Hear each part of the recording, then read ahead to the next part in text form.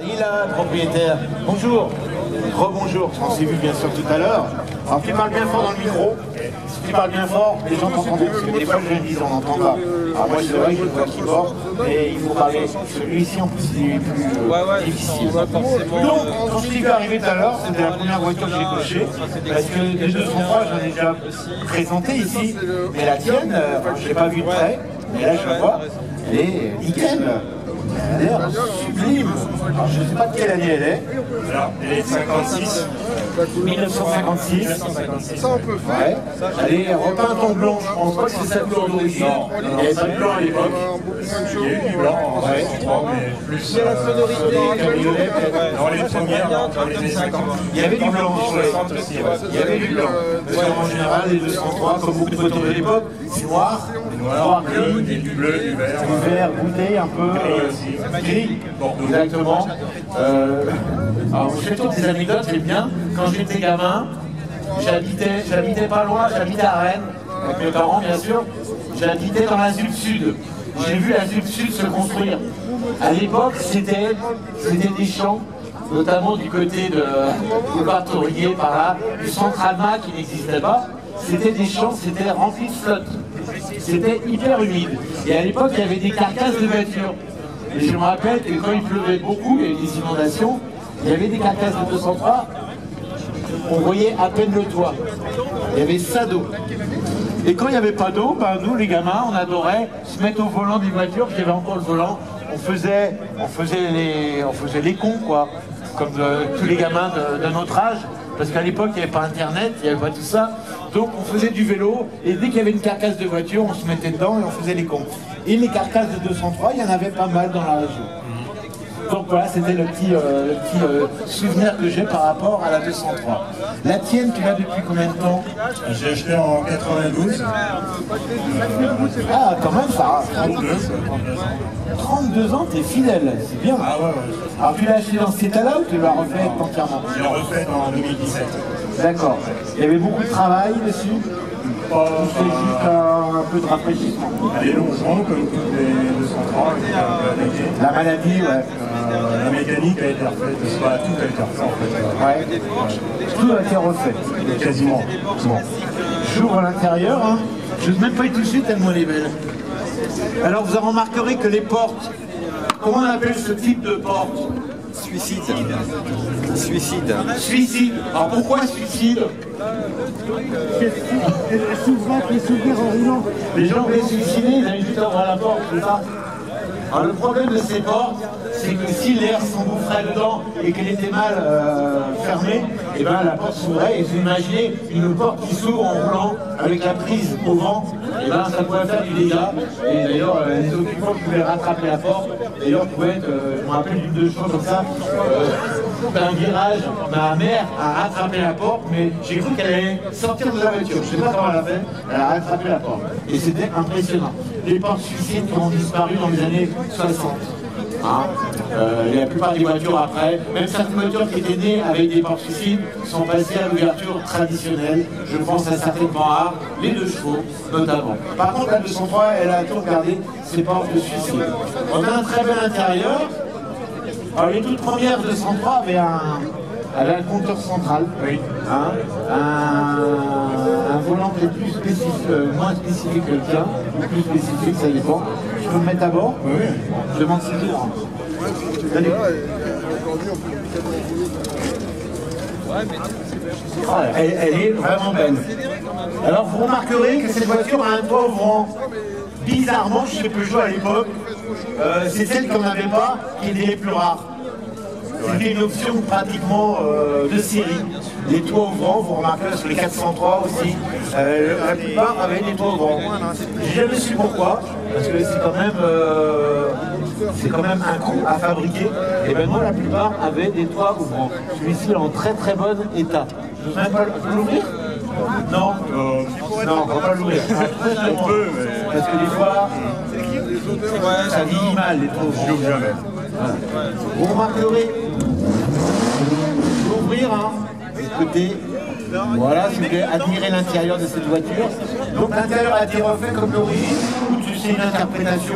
Non, c'est... Ouais, c'est... Une interprétation. J'ai refait ça moi-même, donc j'ai copié un peu, après je suis pas saigné, donc... D'accord, mais c'est bien fait. Toi, tu l'as fait toi-même. C'est ma mère qui a fait la C'est cuisine. ta mère qui l'a fait. Donc c'est nickel. Hein. Le ciel de toit aussi. Le ciel de toit aussi, parce que quand il y a un toit ouvrant, c'est pas facile. Hein. Regardez, le ciel de toit, c'est superbe. Est-ce qu'on peut autoriser, selon votre faveur, les gens à s'asseoir derrière? Oui. Est-ce qu'il y a deux personnes qui veulent se mettre à l'arrière? Allez, Elle est fermée, par contre. elle est fermée. Voilà. Faut lever là. Ça y est, c'est fait. C'est fait, voilà. Allez, qui c'est qui monte? Allez. Et avec moi, qui c'est qui monte à l'avant? Allez.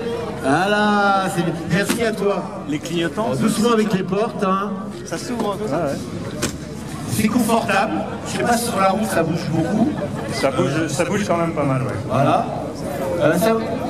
Ça vous dit qu'on part sur Saint-Malo, là, ça vous dit? On part direct. Non, je rigole. Et là, je voudrais bien partir ouais, sur la côte, avec même n'importe où, parce que c'est vraiment... c'est très clair, l'habitacle. Hein, on a une impression de... Toi, tu as une poire, hein, voilà, c'est beige, et vraiment, c'est vraiment superbe. Ouais, je sais pas. Vous remarquerez que le pare-brise à l'époque est encore plat. Les pare-brises chez Peugeot ne sont pas encore bombés, ça viendra avec la 403. D'ailleurs, la 4 chevaux, hein, qui est de la même époque, avait un pare-brise plat. Si ça roule pas vite, ça peut pas bomber. J'aime bien, même si les premiers étaient sympas aussi avec le compteur central. Là, on a tout sous les yeux. Hein. En périmètre, oui, c'est ça. L'huile, c'est un témoin, l'huile. Les flèches de direction sont là.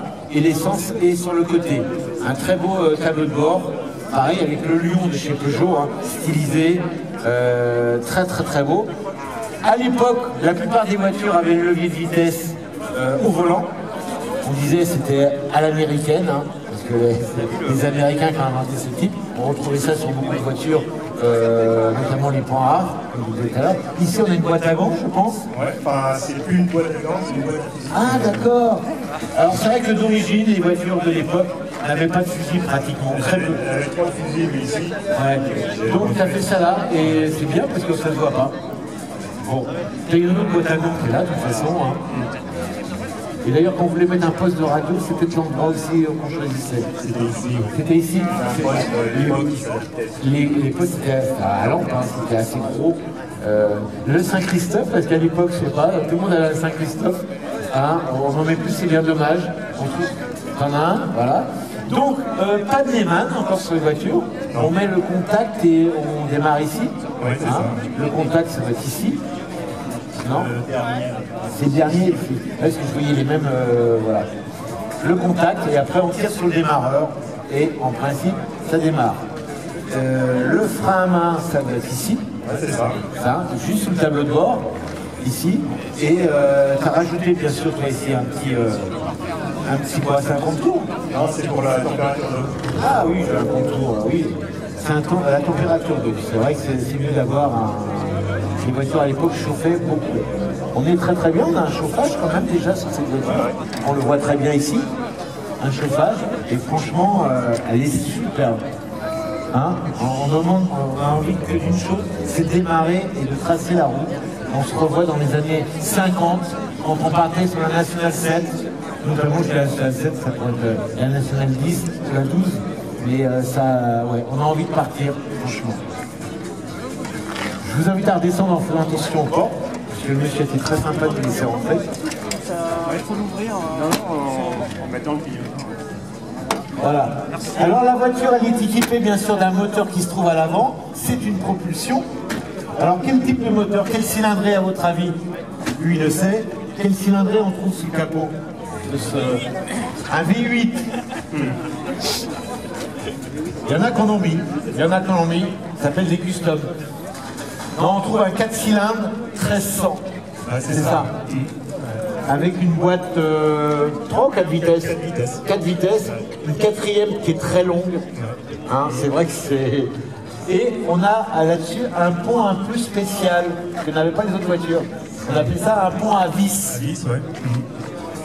Certains disaient ça à vis caché. Non, c'est bon. Un pont à vis, c'est un truc en bronze. Avec une couronne en bronze. Sans fin, voilà. Et si tu mets une huile bien spécifique dans ce type de pont. De l'huile de ricin, ouais. Voilà, de l'huile de ricin, il ne faut pas mettre n'importe quelle huile là-dedans, sinon vous flinguez le pont. Bien sûr, à l'époque, on a encore des freins à tambour sur les 4 roues. Je me rappelle que ce modèle-là est sorti juste après la guerre, en 1948, et les derniers modèles, 1960. Parce qu'il y avait la 403 en parallèle, et la 404 arrivait. Donc, elle a une carrière assez longue, et dans plein de versions. Alors là, vous avez la version la plus basique, la berline. Il y avait aussi on n'appelait pas ça les pick-up à l'époque. C'est les plateaux. 203 plateaux bâchés. La commerciale. Un coupé aussi. Le coupé, qui est sans doute la plus rare de toutes, c'est le coupé. Je vous ai envoyé un jour, prenez en photo. Moi j'en ai vu, mais rarement dans ma vie. Là, le 203 cabriolet, aussi qui est assez rare, et qui est quand même plus courant, entre guillemets, que le coupé. Donc il y avait plein de versions. Et la découvrable aussi. Et la découvrable, j'avais oublié la découvrable. Alors la découvrable, on gardait les portes. Par contre, la capote, elle se dépliait jusqu'ici à peu près, comme une 4 chevaux découvrable un peu, si vous connaissez les 4 chevaux découvrables. Donc, une multitude de versions. Je parlais de la 203 break, mais il y avait des versions familiales et commerciales également, tollées. Donc, il y avait le choix dans ces voitures. Et Peugeot, à l'époque, c'était pas comme Citroën. Quand la voiture, elle sortait des usines, elle était fiable. Tout était déjà au top. Les Citroën, des fois, les premiers clients essuyaient les plâtres, alors que là, pour les 203, il n'y avait pas de problème. On savait qu'il y avait une voiture fiable. C'était du Peugeot. Peugeot, c'est Sochaux. On peut voir le moteur? Regardez le lion stylisé que vous avez à l'avant. Après, ça a été interdit. Aujourd'hui, on le remet. Vous êtes rarement embêté par un gendarme. Donc, tout a été refait, comme tu le disais. À l'intérieur, c'est nickel. Oh. J'allais dire, on pourrait manger dessus, mais non, je n'oserais même pas manger dessus, j'ai la peur de la salir. Le radiateur qui est tout petit. Alors là, c'était modifié, mais à l'origine, regardez, pour vous pencher, à l'origine, c'était une 12 volts, mais on mettait 2 batteries de 6 volts pour faire 12 volts. Il y en avait une ici et une ici. Bon, avec le temps, toi, tu as remplacé par une batterie de 12 volts. C'est plus simple que de mettre deux batteries de 6 volts. Plus simple et surtout moins cher, parce que les batteries 6 volts, elles sont hors de prix. Elles sont hors de prix, c'est vrai. Mais à l'origine, c'était 2 batteries de 6 volts raccordées entre elles. Vous avez vu que le radiateur est très étroit et très très haut. Il y a même la marque dessus, car je ne connais pas du tout cette marque-là, mais c'est une refabrication sans doute. Tout a été refait sur le moteur, Lyon, elle est nickel. Je me rappelle que ces culs-là, c'était en Alpax. En alliage, Alpax, et avec le temps, c'est vrai que ça vieillit assez mal. Bon, je ne sais pas si la tienne elle a été refaite. Regardez ici, qu'est-ce que vous avez ici? On demande au public. La cloche, là, c'est quoi?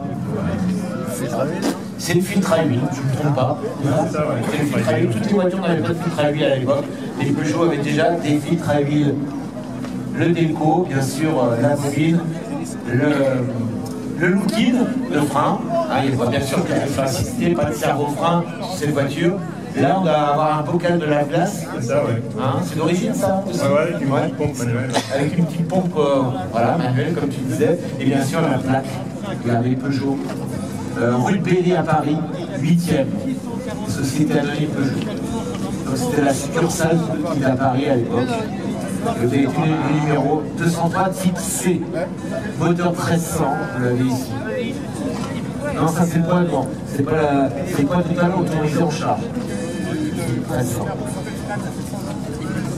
Voilà, ça c'est le plat qu'on retrouvait sur toutes les voitures. On a déjà un capot, pas comme la plupart des capots avec une tige, avec retenue. Et là, avec des ressorts. Vous avez 2 ressorts par charnière. Ça, c'était un luxe, parce qu'à l'époque, les capots, tu les ouvrais et tu mettais une tige. Là, déjà, on a une voiture assez bien finie, regardez la calandre. D'ailleurs, pour changer les batteries, à l'époque, on démonte la calandre, on sort les batteries. On ne les sort pas par là. Elles sortent par la façade. Tu as rajouté des anti-brouillards, typiques de l'époque, avec le téton. Ça, c'est vraiment les typiques de l'époque. D'ailleurs, c'est des Marshall, regardez, les buissons. Ah, ça, c'est d'époque, regardez. Le M de Marshall. C'est bien marqué. Virage, brouillard.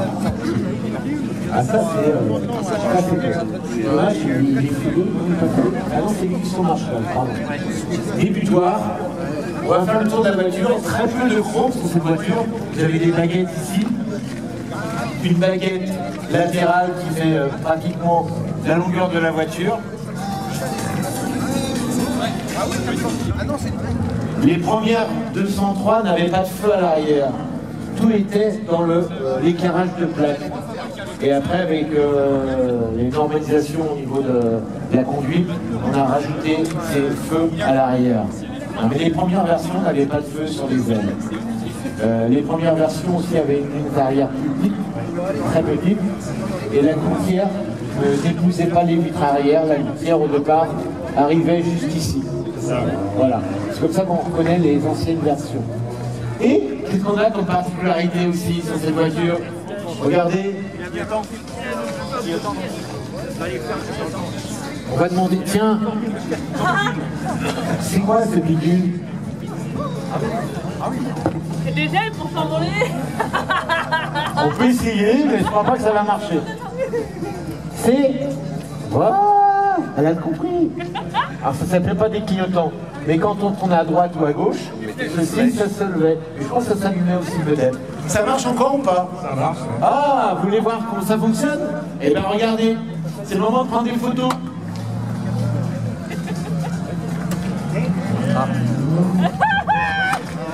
Ah oui, bah si ça s'allume. Ah ça c'est trop drôle ça. Et après on s'envole. Alors bien sûr, la plupart des voitures à l'époque avaient ça, notamment les Peugeot. Et très vite, bien sûr, on a...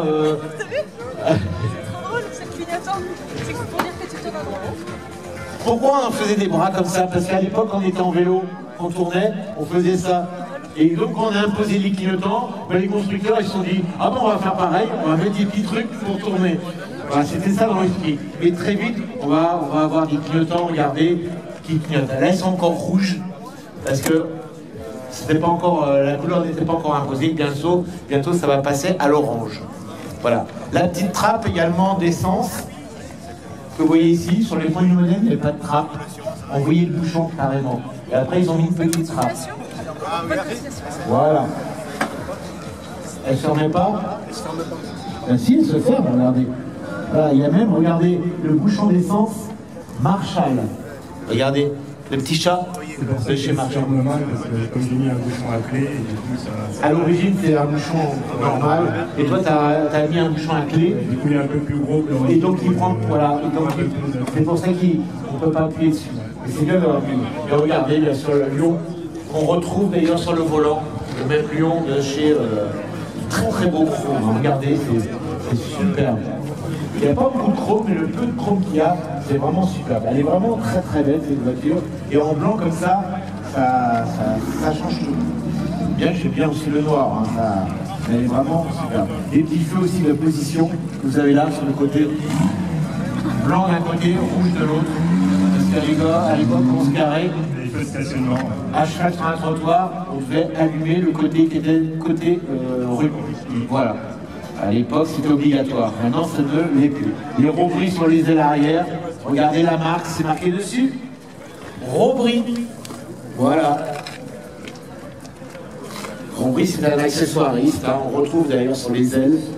Voilà, c'est quelque chose que, à l'époque, on voulait personnaliser sa voiture. On rajoutait ces petites choses. Le rétroviseur aussi est très, très mignon. Là aussi, c'était pas obligatoire à l'époque. Donc, on a acheté le rétroviseur. Donc ta voiture, tu veux pas la vendre? Ah non, non. Combien ça vaut une 203 dans cet état-là? Ça commence à monter hein, quand même la cote de 203. Ça stagne, hein, je pense que... Ouais. Je dirais entre 10 et 12 000. Ah oui, ah oui, oh oui. Moi je pense qu'on est plus près des 15 000. Je pense. Je sais pas. Après, voilà, ça rend encore des voitures populaires qui n'ont pas encore peut-être une cote assez très très haute. Dans les années 56, c'est là où il y en a eu plus de produits. L'année 56, c'était l'année la plus... Ouais, entre 54 et 58. Ouais. C'est celle qui a le plus de valeur. D'accord. Après, ça dépend de l'état aussi. Hein. La tienne, elle a été restaurée quand même, parce que la plupart des 203, elles sont bien attaquées par la rouille. Il faut qu'elles aient été refaites. Hein. Ça ne demande pas de l'à peu près. Des fois, il faut tout reprendre de A à Z. Et celle-ci, elle est vraiment super. Comment vous la trouvez, mesdames et messieurs, cette voiture? Elle est superbe. Vous pouvez l'applaudir. Merci à toi. Et tu es le bienvenu ici, bien sûr.